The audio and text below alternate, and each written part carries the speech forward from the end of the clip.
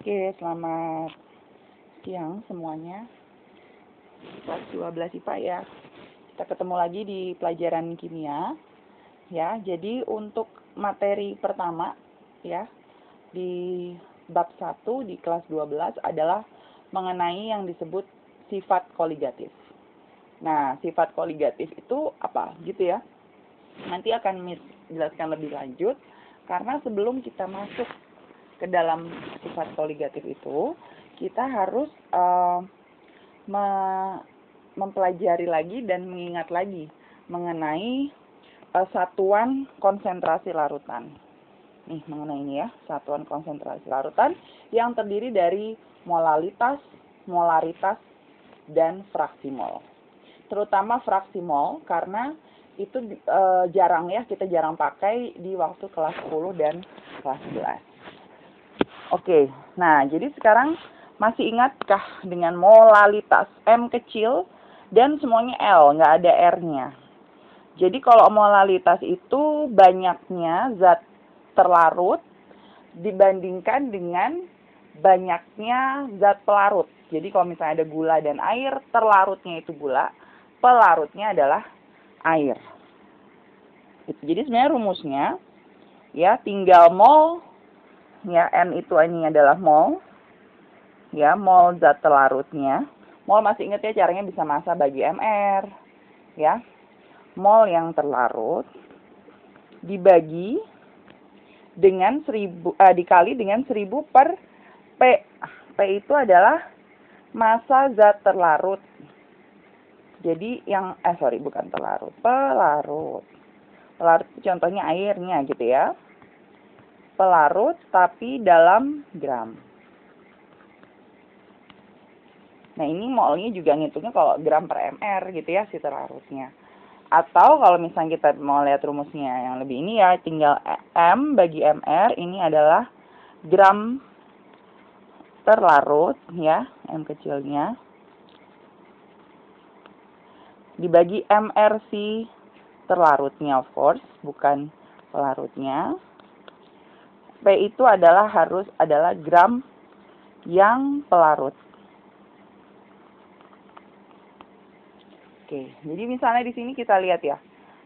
Ada contoh soal. Jika kita melarutkan 9 gram gula sederhana C6H12O6 ke dalam 500 gram air, maka berapakah molalitas? Nah, yang ditanya nih, molalitas berarti M kecil. Nah, tersebut dalam larutan. Diingat AR siapa aja? C itu 12, H itu 1 ya, O itu 16.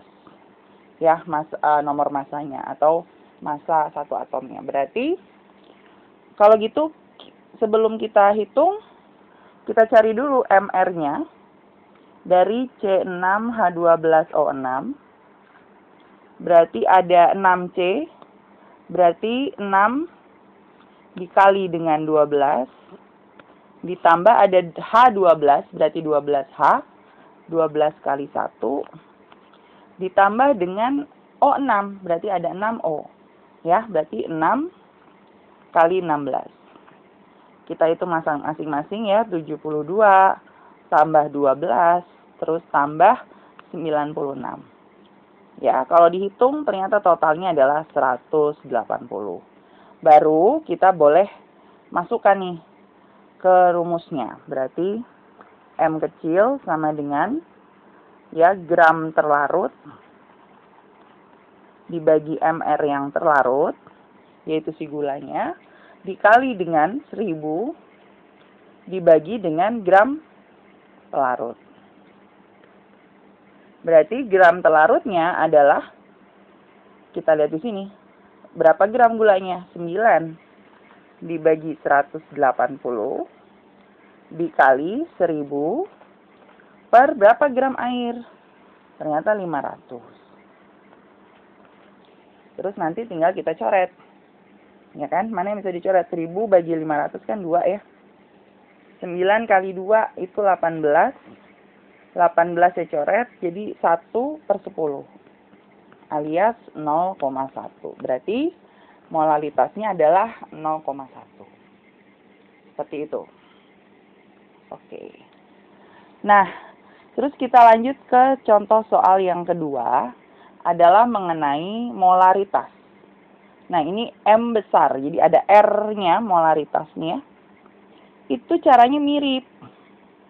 Cuma dia kalau besarkan ya, jadi M itu caranya mol terlarut, ini ya, mol terlarut, dibagi dengan V. V-nya itu volume total.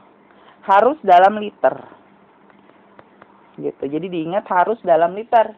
Jadi kalau mili ganti dulu ke liter. Tapi kalau kamu mau pakai rumus yang ini ya, gram terlarut dibagi dengan mr terlarut bisa dikali dengan 1000 dibagi mililiter larutan. Ini bisa. Tapi harus ada 1000 pernya. Ya, ini bisa dipakai juga nih. Nah, kita lihat, hitunglah konsentrasi larutan. Ya, berarti konsentrasi larutan itu artinya ini M besar yang dibuat dari 12 gram kristal MgSO4 yang dilarutkan dalam 250 mili air. Berarti kalau 250 air itu kan dianggapnya 250 mili itu adalah si total ya. Dianggapnya total karena 12 gram itu terlalu kecil untuk membuat jadi mili. Jadi kita masukin ke rumus yang ini. Ya, rumus yang ini. Kita masukkan gram terlarut yaitu si kristalnya 12 dibagi dengan mr-nya. mr-nya udah dapat yaitu 120 dikali 1000. Karena ini pakai 250 kan enakan pakai 1000 per. Jadi 1000 per 250. 1000 bagi 250 kan 4. 12 bagi 12 1 ya. Ini 10 masih ada. Berarti 4 per 10 alias 0,4 M besar. Karena dia dalam mili. Gitu. Oke. Oh iya. Kalau untuk yang di molaritas, misalnya yang diketahui itu bukan gram, tapi mili. Jadi diingat kalau di molaritas ya, 1 gram air itu setara dengan 1 mililiter air. Jadi karena massa jenis air itu 1 gram per mililiter. Nah, kita lanjut ke yang ketiga.